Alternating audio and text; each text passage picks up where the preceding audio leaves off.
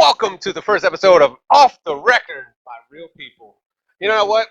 My name is Tone Deaf from Florida, Tony D. I don't know if you remember me, but I've been here forever.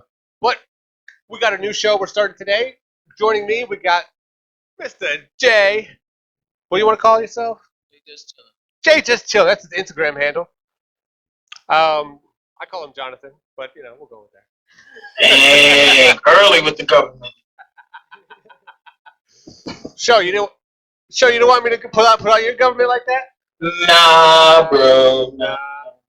Joining me from way far on Zoom in Maryland, we got Mr. Show. Yes, sir. What's going on? It's good. Now, being all the way in Maryland, what kind of music scene do you have up there? The music scene is weird. So there have their own it's that new song that Lil Uzi Vert has.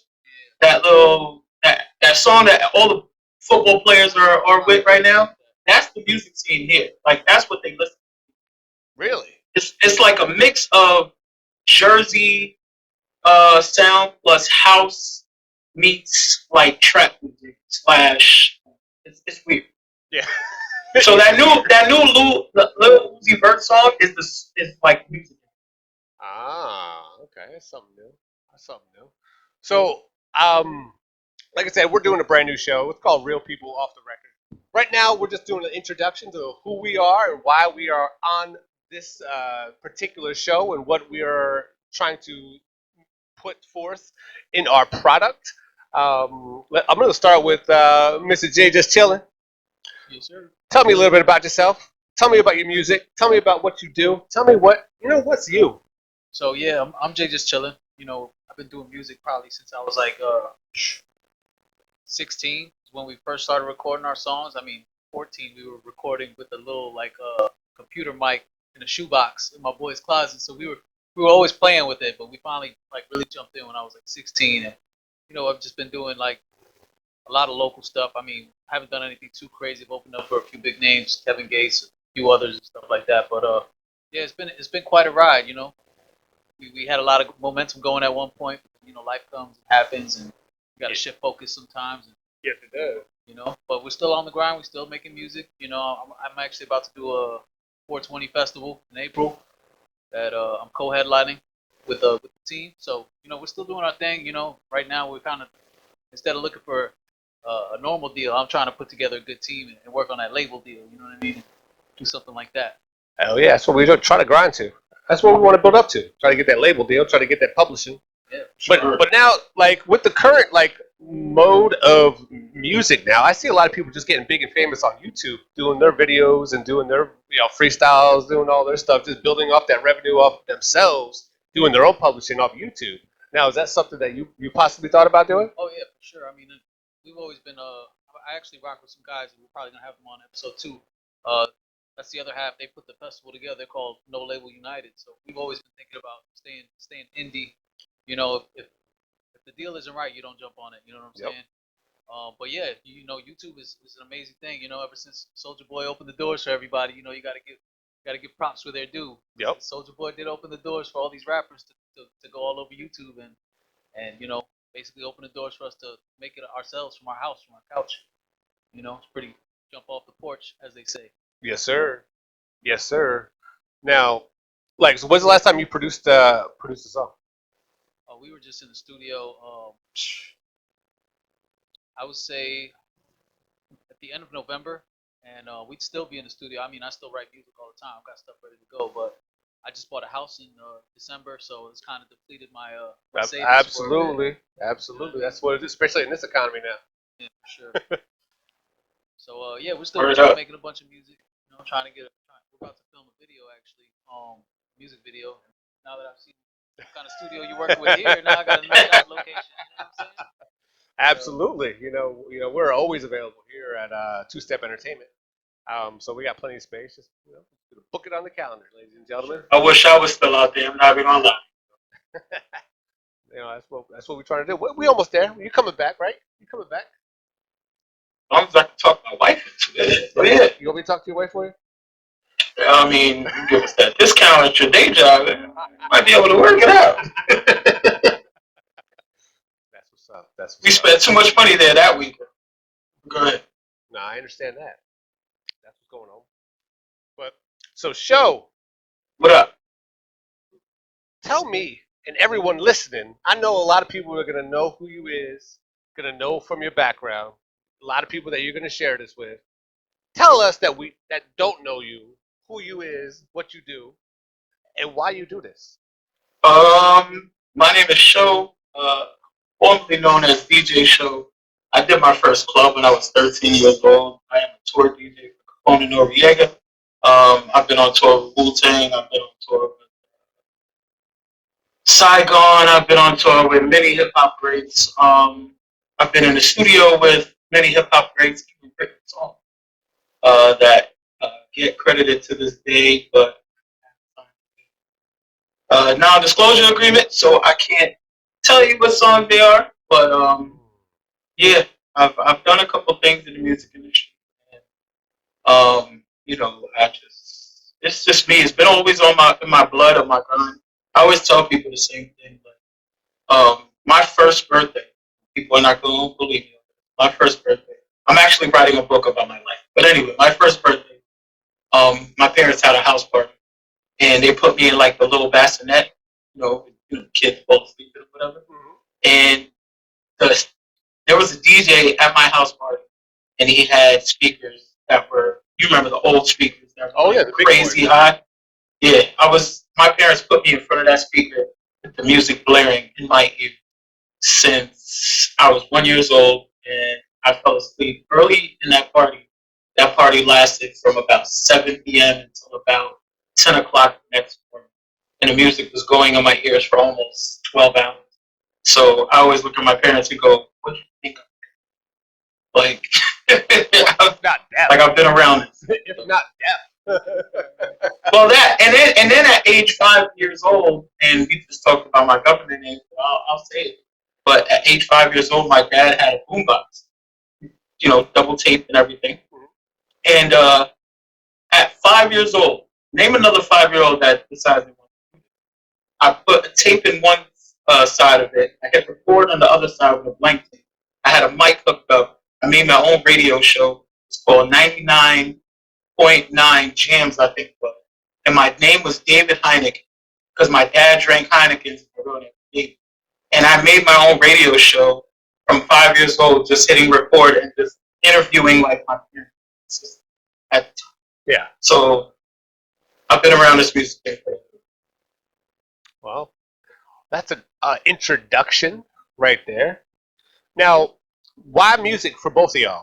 Well, I'm gonna put it open. Like, what? Like, I know you grew up with it, doing up stuff like that. But like, why this kind of music? Why not? Did you ever try to sing? Like, why not? Like, did you ever you just want to stay behind the? I don't know. Produce, engineer. You want to go first, Day? Yeah, I'll go first. Why not? Go ahead. Yeah. No, I always wanted to sing. It's just my voice doesn't really allow it. Yeah. Did you try instruments? Did you try to play instruments? Yeah, I played with the piano for a little bit. I mean, I was never really too good. My parents, we were gifted a piano when I was young from my aunt and uncle in Florida, and I don't know how they even got it up to New York. We were one of the few families I know, probably in the Bronx, few Puerto Rican families with an actual string piano in our house. But it was probably tuned for the first 2 years we owned it, and then after that we were just clanking on the keys. Oh yeah. Yeah. So they didn't have YouTube back then, where everyone learning how to play piano now. right. I think I was lucky growing up because my parents are actually deaf. Both of them are deaf and hard of hearing. So we would always be loud. I mean, I'd take showers making beats like on the wall, boom, boom, boom, boom. Nobody would tell me anything. My neighbors always knew when we were up to something. So it was like, and then deaf people out, like you said, Show. My parents would have parties, and the music. They had those old school speakers you were talking about. Word up. Yeah, and on the whole setup, my father had like all these different analog sets, and he turned them up as loud as he could. Who's gonna come knock on the deaf guy's door and tell him to lower his music? Nobody's doing that.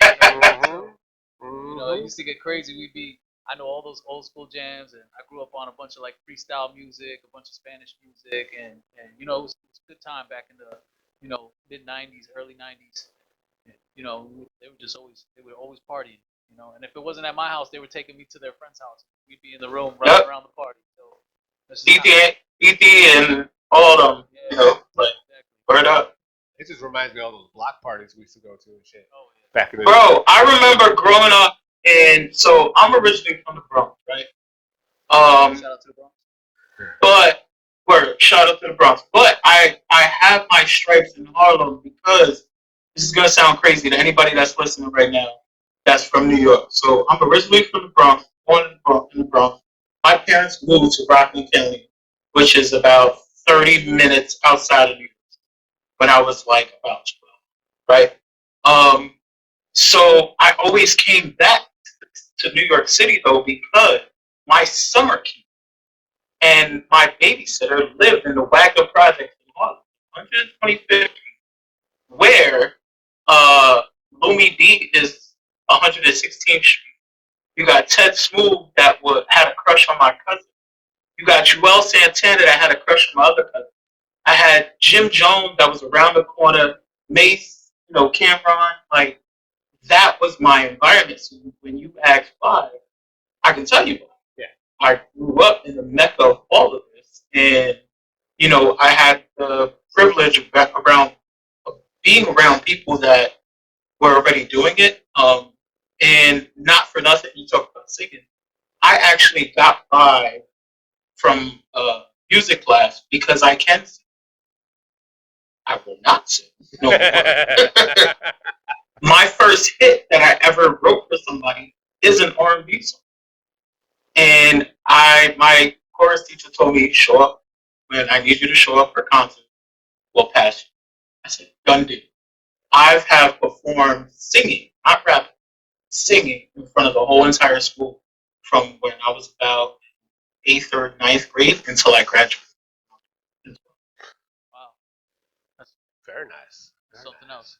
Yeah, Harlem was really like that back then. You could literally like trip over a rapper just walking through Harlem. It was Yeah, it was. That's why when, you know, people talk to me about things, I'm like, I know those people. Like, I can get certain people on the phone, and we're probably gonna have some people on this podcast, you know, that I've known since I was like 12, 13 years old, and you know, I have no problem calling them and being like, hey, I'm sorry, and they ask me all the time, yo, why don't you have a podcast? But like I told you guys, you know, off the record, like I know so many people, and everybody's been asking me, but I've done internet radio before it was called podcast. Probably I retired from DJing in 2012. I haven't touched turntables, and that's when I moved to Florida. So, but yeah, man, this music thing is a part of it's in my vein. Now, for me, I started way back in like, I think I was 12, maybe 13. My boy just started to do, when I actually started rapping. And that was actually my first thing. When I was like 12, 13 years old. My boy, we used to call him Swiss, after like Swiss Beats. He used to make beats, we used to do freestyles, and we used to just write off that. And then we just pretty much just got into it. And, you know, I just never stopped, really. Like, I only slowed down because life happens. But I never really stopped. But I never actually put together an album. I started getting into television and then acting and all that stuff, which that's how ultimately how that evolved. Like, we had a local television show in Atlantic City, Philadelphia, and Delaware. It was called, what the hell was it? Oh, 24 Tracks. It was like a local TRL type deal. We used to pretty much just bring on new artists and show new music videos from local artists and all that stuff on the show. So I hosted that show, and then ultimately, like, I was on the radio. I was a radio DJ in Atlantic City on 99.3, The Buzz, and then I just went from there. That was the first hip hop station actually in Atlantic City. When I was like a senior in high school, I started there on the radio. But then then I did college radio, and then I did television, and it just started just fall, and I started doing movies and stuff, and I just haven't been able to get back into my music roots. But to me, it feels like it's all in our blood, right? Yeah. And I met Tony. If we're gonna be transparent, I met Tony during softball. We both have a love for the game of softball. Yep. And I met Jay from Tony, and we just kind of all have this love for the art, and it's not even the art of music. I feel like it's just the art in general. Yep. Because I'm not classically trained to play any instrument, but if you play it for me, I can play it back to you. I know how to play the piano only because, all right, cool, play it for me real quick, and then I'll sit there with the keys and go, all right, this key is this, all right, cool, I can play it. But that's not even the art of it. As far as music is concerned, I feel like there's an art in general. We're all artistic people. Yep. You get what I'm saying? Like, you just mentioned acting. I actually auditioned for Sleepers when I was in 5th grade. Nice. And Sleepers, I don't know if anybody's ever out there has ever watched Sleepers, but Sleepers was about a movie that kids got in trouble. I don't know if y'all ever watched it. They were holding the hot dog cart in New York City over the train station ramp. And they were holding it, and they couldn't hold it no more because they were pranking the hot dog guy because he used to like scold them or whatever. But it was 4 or 5 friends that were holding the hot dog cart.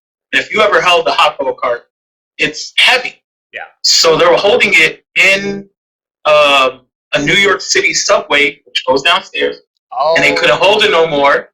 And when they slipped out of their hands, they wound up killing somebody. All the kids went to jail. I was supposed to play one of those kids.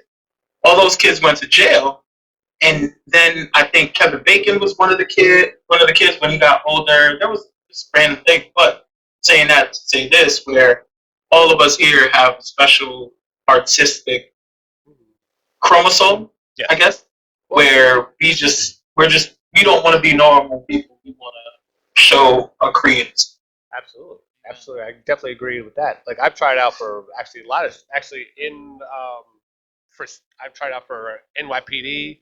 I applied for a couple things, shows out there. SVU. There was a couple shows I actually, been in. I came close to being on these shows. So, but then I moved down here and I started to make my own projects, my own movies. I got the studio. Now I'm doing getting into music again. I'm building my music studio in there. I've been doing the podcast. I actually had a podcast, Killer Collab Podcast, for 3 years now. Almost 4 years actually. That I started that podcast. It's actually pretty popular. But that's just something that I just can't stop in this life of just doing different types of arts. Like, I still make movies, I still make shows, I still work with photography and with photographers and videographers and movies and all types of stuff. So I definitely feel that for the type of art that we like to produce. It's a part of us and a part of our blood. You guys are Of making course. my resume look real light over here. You know what I mean? I was about to be like, Jay, you ain't saying much. What happened? Yeah, Like, no, I think the furthest my auditions ever went. I mean, so it's funny you say this. I spoke about this before with my people. One of my regrets in high school is I was actually in drama class. I went for high school my first 2 years in the Bronx. I went to Christopher Columbus High School. Shouts out to my Columbus alumni. And when I came out here, I moved to Lakeland, Florida, and I went to this school called Lake Gibson, which is like 2 opposite worlds, right? I went from polar opposite. Yeah, I went from New York City schools where I'm like, I gotta stand in line, go through a metal detector, and it's like almost comparable to jail. Like, it's that bad. Like, when you're standing outside in the yard, keep an eye open, you might get shanked. Like, literally. And when I came over here to Florida, it's like pep rallies, and, drama class. I had drama class, and so I saw that this school had drama class. I'm like, let me sign up, see what it's about. Sounds like an easy grade, right? I got really into it. We did a lot of improv stuff, and my teacher at the time, he told me he wanted me to try out for a play, and I really wanted to, man, but it was just one of You felt it was corny. Yeah, I felt like I was Exactly. like, nah, I'm a little too real for that. That pressure that these kids are ruthless. You know how we were when we were kids? Bro, Like, these kids are ruthless now. Think about back in our day, yeah. when there was no social media, you just had to stand up to that bully. But anyway. Yeah. And that's what I'm saying. Like, you thought it was corny, but at the end of the day, Yeah. the people that you probably thought it was corny with are probably, like Tony said, they're the ones getting the parts on SVU. They're the ones getting the parts on, whatever show, 911 and all that. And now we stuck in our little lane and we're still doing all right, but we could have been so much more if we would have not worried about what everybody else Yep. for that particular moment. Yeah. Because it's dope to be a music artist, but is it cool to make yourself cry on cue? Nah, see, and that's one thing I grew up watching TV. I love TV. I always knew like I want to be in some sort of acting. I didn't, and I went to a school play, not a school play, but we went to a Broadway play when I was a kid. We went to see Lion King, and we saw Oh yeah. another one, Lion King and Christmas Carol. I think no, not a Christmas, the one with Ebenezer Scrooge. Yep. Yep. It's Christmas Carol. Yeah, and it was amazing. Listen, mind blown away. Like I'm getting goosebumps just reliving the memory in my head, bro. Like it was, See, that's when you know you love something. When you get goosebumps. In a further podcast, we're gonna talk about that. That is a reaction that shows that you. Yep. Absolutely. Oh, my bad. Go ahead. No, that was pretty much it. That's like I wish I would have pushed more on it because I knew I loved it. Because we were so like trying to be socially accepted back then. Is as kids, people make fun of you and stuff. Like it's not like imagine if we said fuck it, I'm just doing it anyway, and where we'd be then. Yeah. Like because we just not living up to peer pressure or survival. And some like my high school I went to, it was basically survival. Like if you went out for something like say drama class or anything, like, your peers and the hood You that got mocked. you just be Oh yeah, you're a target. You're a victim. yeah. Yeah. So it's not like that's why it's sad. It's sad. All the new people that could have been like huge stars that just got peered down and just pushed down because of that shit. It's just sad. It's just ridiculous. I don't know, but it's funny you said Lion King. I actually dated a girl who actually helped design the costumes for the hyenas. Oh yeah. Yeah. Yo, it was hey, shouts out to her That's because crazy. the Shout out to her. everything about it was dope. This was long, yeah, a while ago. But yeah, that small world. But that show was fucking great. Oh yeah. That's, Phenomenal. But to come back in full circle and Tony, you know my wife. Mhm. So a lot of people don't realize my wife has awards for independent film Mm. and independent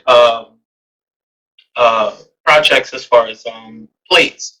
She owns her own production company. Shout out to Black Latina movement out there.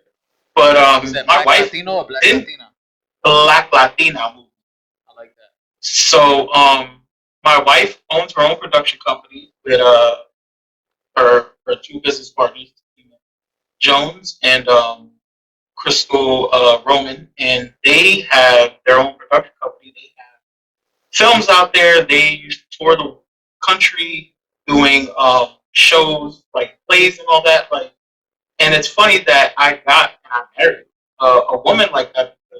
I've never been with an artist, It's different. and I just felt like it clashed because I want to do one thing, so I want to be with somebody that was somewhat tame, I guess, and not that much outgoing. Now her and I'm like, yo, yeah, you doing this? I did this, and it was just, it's a great connection. Yep. And I'm telling her to get back into it because she kind of, stepped back a little bit, and I'm like, hey, get back. I'm with you. I want you to do this.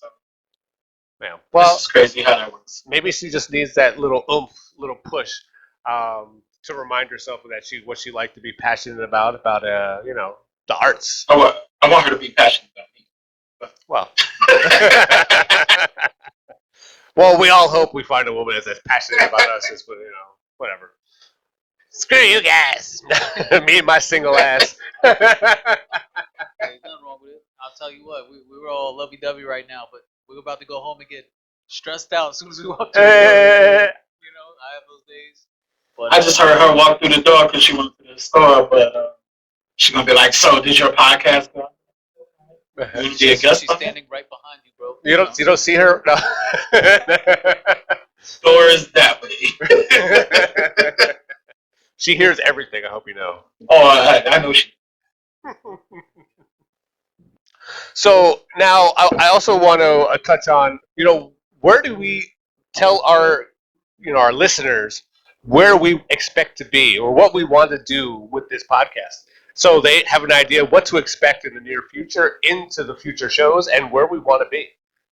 What do you think? So basically, I just want to be at the point where we're one of the biggest watched podcast shows, where guests are happy. It's like one of those. It's like a milestone moment for a guest to get invited to our show. Basically, I want to be big enough to where we can steal Jamie from the Joe Rogan podcast and have him like pull stuff up on our show. Be like, yo, Jamie, pull that up. You know what I'm saying? Yeah. So, that's really the goal. I want to get to the point where we could really like put people on and of all different aspects, have huge artists come on and have local artists come on and just a spot where all sorts of magic can happen and almost like bridge the gap between the industry and the streets, or the internet. Oh yeah. Oh yeah. I kind of feel the same way. So like y'all in Florida, but there's a couple people that I listen to on talk radio. Real Radio 94.1. If we can get on the FM dial and really talk about things that we're talking about here, but also keep our integrity to be real, that would be a goal of ours. But in the same token, if we don't get on the FM dial and we just keep it right here, stay tuned with people that we want to be in tune with, like Jay said, whether it be a new up and coming artist that he heard about, I heard about, Tony heard about, or somebody like 50 decides, yo, we're gonna do this. I'm with you. Let's do an interview. I feel like bridging the gap between all that is cool, but just taking it to we want to be the ear of the streets or the ear of the internet now. Yeah. But we also want to make sure that we listen to things or pop culture or music in general. Yes. Of what's going on. Yeah. I want to see us be relevant. Like, when you think pop culture, when you think of this culture right now and what's going on, I want us to be able to, like, hey, have you been on this show yet? And something like that, or people that refer to the conversations that we have on this show, as you said, on like the Joe Rogan show, where he pops somebody up, like shows a scene or just a part of the show of what we said or what the guest said on the show. But that integrity thing is huge. I want to make sure that that's what real people off the record is meant to me, is real people out, like, off the record, be basically who they really are behind the music, and not to be behind the music because obviously that's a VH1 thing, but off the record, I mean more so like they get to be what their real life is. They show the glitz and glamour, but you know what? Their life is hard too. They go through some shit. Like, they've seen people, like, their man's has died. Like, that shit happens. Like, word up, for real. Like, real shit happens to rich people too, or just people just trying to come up. People get laughed at and joked off. Like, you might be someone that's really big or really good, but just don't have the voice enough to get it heard. And I want to be able to them to come on our show because we like their product, what they put out, opening them up for a bigger audience and getting them. And then what, we help that person do that. We help that person get on the map, and that's something that I want to be a part of, and for that person's career or those people's career, like, just whoever it is, not just like just hip hop. You got pop people, you have R&B, that pretty much. I think R&B needs a real big comeback. Like, right now, I just think R&B is lost on this generation. We need to get back to people singing in the rain, like looking outside of windows.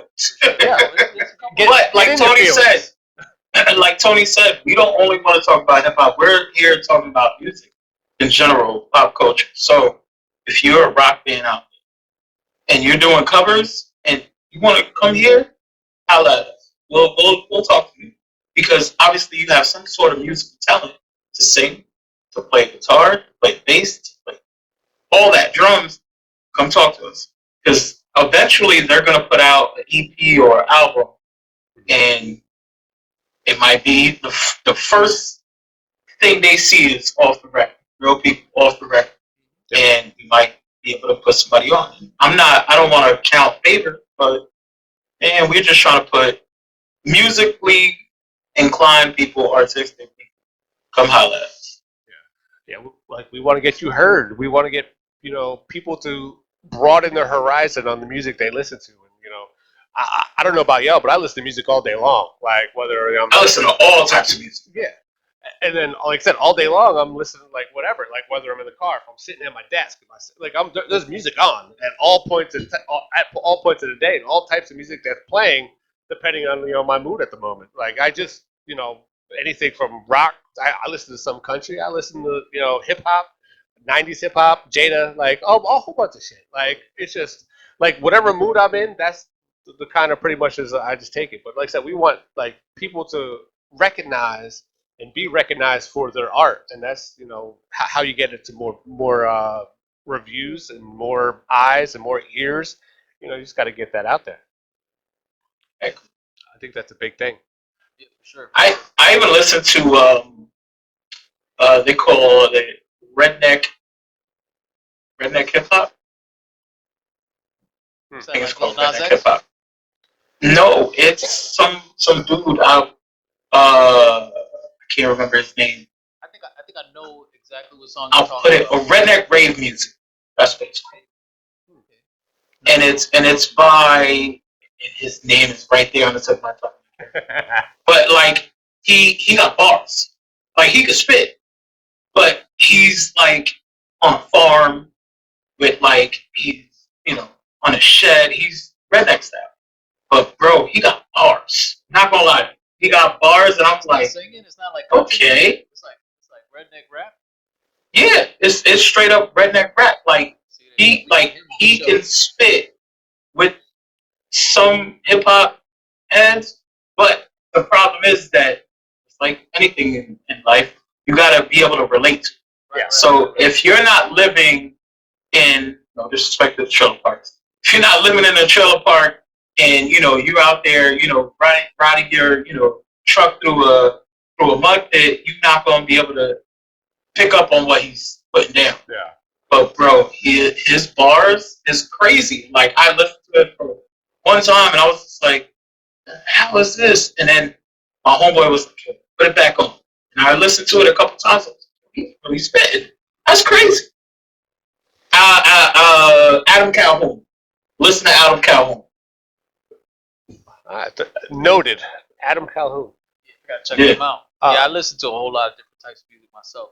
I always, usually it's rap, but like let's say I'm on a road trip, I'm constantly listening to some slow rock or alternative old rock. Mm-hmm. You know what I mean? That's my favorite go-to on a long drive. But I'd say like what's really in rotation for me right now, I've been listening to a whole lot of Conway the Machine, Benny the Butcher. In between that, I got to stay intact with the South. I love Kodak. I got Kodak on rotation nonstop. So it's a lot of dope artists out there, and it took me a long time to really appreciate the different cultures, like you said, like with, how you have to relate. Because like I remember when I first moved down here from New York, it was like I wasn't vibing with anything. Like I was like, nah, if it's not, Dipset, if it's not, 50 Cent, G Unit, I ain't really trying to rock with it. But after a while, my cousin Isaac, who hopefully we'll have him on the show pretty soon, he left a 2 Chainz CD in my car, and I remember the first time I heard it, I was like, oh man, get this crap off my radio. Was it when he was still called Titty Boy? No. This was like True Religion. This was like he was doing his thing, and I remember he left it in my car, and I put it in. Like I listened to the album like another 2 more times, and I was like, yo, 2 Chainz is that dude, bro. 2 Chainz is fire. And that's what really made me click. I'm like, all right, I see what the South is now. Like, I'm starting to understand their culture now. I'm in love with the Southern culture. You know what I mean? It's like one of my favorite things to be a part of. So I'm definitely check out Redneck Rave. Is that what you said? Redneck Rave music. His name is Adam Calhoun. Adam Calhoun. I'll send y'all it in the chat. But yeah, man, that dude can spit. Well, it's like Yellow Wolf. You heard Yellow Wolf? Yeah. Like his true. I think he's funny as fuck. Yeah, Yellow's dope. But a lot of people don't know about him. A lot of people, and it's sad. But I mean, I don't know how they have not heard about him. He's been on with Eminem. He's been with Shady Records. Yeah. Because I feel like the problem with those guys is it's like Mad Skills. Yeah. He's not a commercial. yeah. You know what I'm saying? Like they're not a commercial. They just did what they did. And, like Mad Skills is a professor at the University of Virginia. Yep. Like he's just teaching. Yeah. There's a lot of them, like Mickey Fax right now. Mickey Fax is doing this thing. He just opened up a rap school, I think, where they're studying battle rap bars or something like that. It's pretty intense. Now I'm glad you brought up a battle rap. Now I've been watching the new battle freestyle rap. I can't get with it. Me either. I can't get with it. No, give me a beat. All right, give me Tony. 60 seconds. Why can't you get with it, Tony? It might be the same thing that I'm gonna say. Well, they're just doing 3 lines when I used to be able to do like 16 bars like off a beat, and I'd be crushing you every other bar. Then they do 3 lines like oh, like My thing with this new battle rap is one, it's not off the top of the dome. nope, that's true. Everything's written. It's all written. Yep. And you're doing your research because of social media. Yep. Before 106 in Park days, like you showed up and you didn't see your opponent to that time. Yep. And you got on his kicks, you got on what he was wearing, his haircut was jacked up, Yep. his mans was acting up, whatever it was, you got on him right there. Yep. Not talking about his moms that died from breast cancer. No. Like to me, that's super disrespectful. Oh, yeah. Shout out to Yeah. Mav Hoffa, but I would have probably been the Mav Hoffa on my day. I would have punched some people too. Don't talk about somebody that you know what I mean. Like that's totally disrespectful. Nah, that's stupid. But they all do their research and they write these bars and they memorize them. To me, that's not. I respect the battle rap culture. Yeah. When somebody comes at me, but it's a different battle rap than what battle rap was. I'm Yes. 41. I'm about to be 40. Yeah. It's a different culture. Oh yeah, It is. sure. Yeah. But like I said, I respect it, as a whole big scene, like I'm happy, like it's getting that attention that it's getting. But it's not like I can't get it. I just can't get into it. Like give me like rap Olympics. Give me the old school rap Olympics, like '97, like '98, like stuff like that. And I'm cool with it. Like that's what I need. Like So, did you guys watch Mad Battle Method Man on I forget what the platform it was called. So basically, Mad Battle Method Man, it was written, and they just went bar for bar. Like Yeah. Math spit like I think like 8 or 16, and then Math came back. It probably was more than 10. But no, I ain't see that. yeah, look at it. I'll send it again. I'll send it in the chat. Math did that with a couple people, and I thought that was gonna take off because it was like battle rapper battling a known artist, you know, like Math, you know. And I thought that was gonna take off because I was like, this is a cool concept because all the mainstream artists respect battle rap, but again, it's a little bit different. Like this isn't cannabis. Yep. You know what I mean? You know, like it's a little bit. Did you see Cannabis's last battle? Um, Hurt to again, watch. Shouts out to Cannabis. He's one of the dopest artists ever, but it was hard to watch that. Yeah. Wow. It was he pulled out a whole rhyme book, bro. all right. Well, think about how many people LL has battled and created and has never. Cannabis come is back. good. Yeah, he's ended Cannabis is one of them. He went head to head with LL Cool J for a long time. LL Cool J was debatably one of the best rappers of his time, if not the best when he was hot. Yep. You know, Yeah. so When it can see, so that's perfect segue. LL would be the best battle rapper right now if it was like the same battle rap that they have now. It's not off the top of the dome. right. LL killed Kumo D. LL killed Ice-T, Cannabis. Like he got buckered. Yeah, LL was doing his thing, man. You know, the ladies love Cool J. That's what they say. Yep. But And fun fact, real quick. Method Man tried to be grimy. Remember when Meth had like the braids and the one eye that was like white and all that. Yep. He tried to be so grimy because he didn't want female people to like him. He wanted to be straight. Yeah. Well, And he would do that on purpose because he was like, I don't want to do that. yeah. And now, to be honest, even my wife, she's like, oh, my wife grew up a stand-up. Oh, every girl loved meth. Well, yeah, you know, Wu Tang was raw. Yeah, What, yeah. You know, It was, but raw.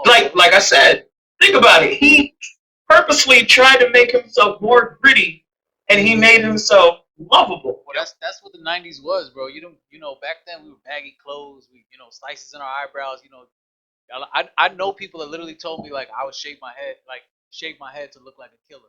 You know what I mean? Like, even me walking around. I remember one day it was like one of these blood dudes that lived in my neighborhood, one of the OGs. He see me walking, and he always used to mistake me for this other boy that he knew named Jacob because we looked just alike. And then one day he calls me over, and I'm just like, oh shit, he's about to rob me. What the hell? And I walk over, and he's like, yo, why you always walk around here looking all mad? And I'm like, yo, so you dudes don't mess with me, but that's how it was back then. You know, you kind of had You to had look. to. You had to look aggressive a little bit. It's that survival thing. That's Yeah. you know, back in the day. Survival. You had to be viewed as a particular way, so no one like. You don't get messed with. Yeah. Yeah, You get, sure. I used to not like to laugh or joke around with people that I didn't know. yeah. Like if I was on the block chilling with, you know, people like I know you, Tony. I don't know John. I don't know Jay, right? So if we were hanging out and I didn't really trust him for whatever reason, I really wouldn't have a good time around him because I'd be like, oh, he don't think I'm so. Because I'm but laughing. it's defensible. I'm I still joking. catch myself doing that. Like, I, You know what I'm saying? Yeah, like sometimes I show up to a good networking event and I'm like, I don't know enough people in the room. Let me see what the vibe is. Instead, What this is about. I should be creating the vibe. Yep. But instead, I'm like, let me see what the vibe is. I don't know, and then I end up like back against the wall. You know, I get. And all jokes aside, shout out to my wife, and I'm not trying to get the point. Like she put me on to things like that. Like, yo, you don't always have to be the king. You don't always have to be like the dude from the hood. Like I told her I was putting this background shoot. Like, so you're the token hood dude? And I was like, no, I'm not. But like, where I'm from, this was this. Like, you know, I'm just representing where I'm from. Just, you know, I don't want whatever in the background. And she was like, all right, cool, I get it. But she's always like, yo, you don't gotta be so like gangster. Yeah. She knows me for real. Yeah. She says that for other reasons, but you know, she understands She that knows the soft side of sometimes the I show. just be, and even New Year's, we went out with a couple from church, and dude was like, "Yo, I don't understand why everybody look at you like you're crazy." Like, and then he left. And he came out the bathroom and he saw my eye throughout the whole crowd. He came up to me and was like, "Show, yeah, I see it." And I was like, "What are you talking about?" He was just like, "Yo, you just don't trust me." I don't, especially like around my wife and your wife, like, and he's military, so I'm like, no, I'm protect who I'm with, like, but now I see why people understand that about you. I'm like, all right, it is what it is. You're not gonna play with my game. Truth. So, what was your first hip hop album? That I bought. Yep. Hip hop. What was your first album that you were like, this is it? Gray Tape, Lisa, and Cool J. Okay. Throwing it back. Yeah, I took it there. You went, yeah. So this is kind of tough for me because it took me a long while to really get into mixtapes and albums. I was more like, you know, I hear what's hot. I'll catch a new Lil Wayne track, and I wasn't even, you know what I mean. I wasn't even really like listening to the Lil Wayne mixtapes probably till like the Carter 3. Well, he had like 30. Oh yeah. So it was confusing times, but I think my first rap verses that I memorized were Biggie Smalls. So I would say probably when who was it? Jermaine Dupri did the Biggie duets mixtape when they took a bunch of verses and they mashed them up with new artists that he had. And I think that mixtape was like the one that really like made me fall in love. Like I remember, you know, listening to Biggie Smalls. I'm like 12 years old. I'm listening to it on my PSP, And I'm knowing these bar for bar. I don't even know what half the bars mean, but I'm over here 7 Mech 11 is about 8:38. Yeah. You know what I mean? And so I would say yeah, probably back then. But like as far as the first album, like that I would say probably like early J Cole era. And it wasn't even he wasn't even signed yet, so it was a mixtape kind of thing. But like Mm. back when he had like Lights Please and those new joints back probably back like 2008 2009. That was probably like my first. Oh, I'm sorry. Kendrick Section 80 was another one, but that was like 2012 maybe. That was your first album you bought? Yeah, bro. If I'm completely transparent right now, Yeah, I've never paperwork. bought an album. I've never bought one. I was like, I've never. like, hold on. Maybe I misunderstood the question. no. Wow. I grew up in the LimeWire area. Uh, The LimeWire era. All right, so Okay. now we were stealing music. I'm gonna let you answer that, Tony, because it's your question. But remember, we were talking about structure. Yeah. I have a question I want to ask both of you. Alright. That to me, I always ask everybody that says they love music. So, but go ahead, answer your own question, and then I want to ask you a question. Oh. Both. My first album that I bought, Fuji's The Score, man. When that shit dropped, Fuji's The Score, I was like, God damn.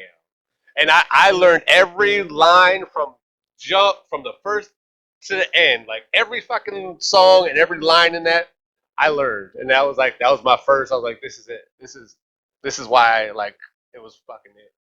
I think that was like 92, 93. Now, would you consider that the same as a no skip album? Your number one no skip album? And that's not the question I'm asking. Yeah. There's another question. Definitely, it's not my number you one said now. that, so. It's not my number one, but it's definitely a no skip album for me. Yeah, absolutely. Yeah. Jay, what's your number one? What's your no skip album? What is it? It's been so long. It's one of those. Is it Reasonable Doubt? Jay-Z. I think it's Reasonable Doubt. That was actually yeah. Yeah, I think That was the album that came right before Carter. First. Yeah. That was one of. That was like. Oh no, that came right before Blueprint, I think. Blueprint. Right before Blueprint. Reasonable Doubt. No. 96. Reasonable Doubt was what, 96, 97? Reasonable Doubt was 95 or 95? 6. But I like It was that something one, like too. that. I like that one too. Yeah, super lead. That's another one. Actually, I gotta renege on one of my answers. So my first album I ever purchased. You're showing you played spades. So. Oh yeah. We definitely played. Definitely played 20. Nah, I'm not even gonna put Give me that myself on 100. blast like that. Word, right? Story about my girlfriend, but maybe in another episode where she learned to play spades. It's actually super. She learned in jail. I'm gonna just say it. Hey, is that where we all learned that I shit? mean, I'm just saying. Everybody learned to play spades, right? Shit. So the first album I ever got was the Britney Spears, I think NSYNC or Backstreet Boys album they put together and put in Happy Meals back in like probably '98. Nice. You know, it came with the Happy Meal, bro. You know what I'm saying? Yeah, well, you paid for it. Yeah. Bye. I respect it. So my question is, what album made you fall in love with music?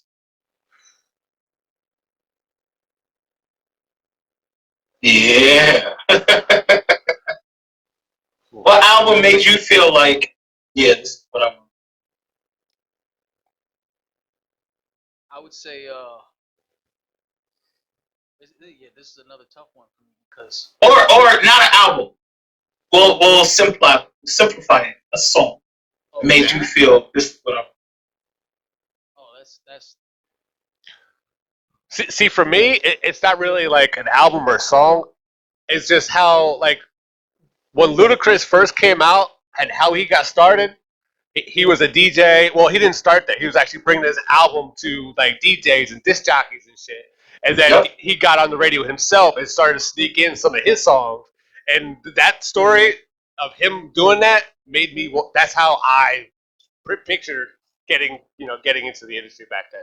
Like, that was like, goddamn, that's a fucking... Yeah, it was like, oh, damn, he's just... Genius marketing. Genius route. Yep, and like I said, it wasn't a song that made me want to do it, but it was like that story and how Ludacris did it. That's great. I've never heard that. I didn't know Ludacris like backdoored himself into the game like that. That's pretty dope. That's pretty dope. For me, What would be yours, Jay? For me, it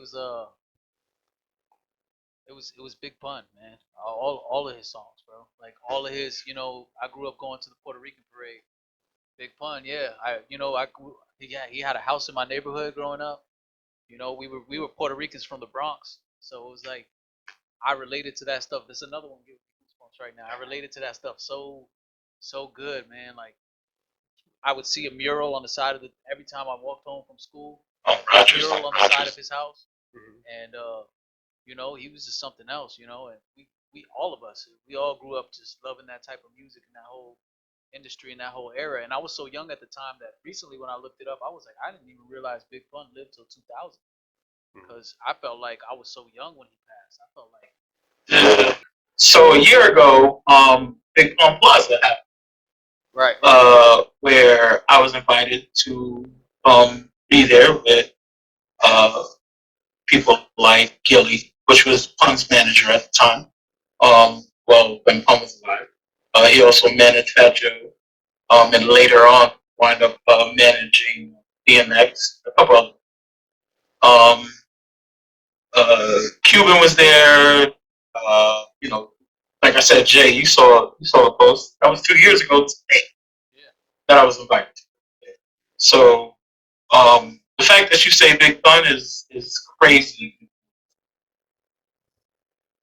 He's definitely been influential, and I graduated, and I was hanging around these dudes in the '90s, and I'm like, they're gonna be something special. Oh yeah. You know what I mean? And I I wish and pray that Cuban got his just due, but